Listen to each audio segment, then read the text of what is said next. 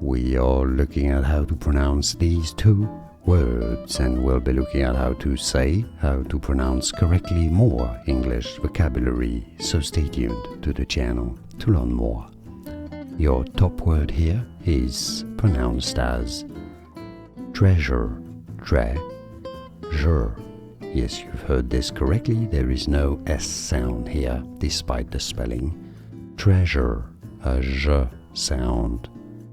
The bottom word is pronounced as pressure, pressure, or in British English, pressure, pressure, pressure. So here you have a sh sound, like SH, while treasure is a R sound, more like ZH.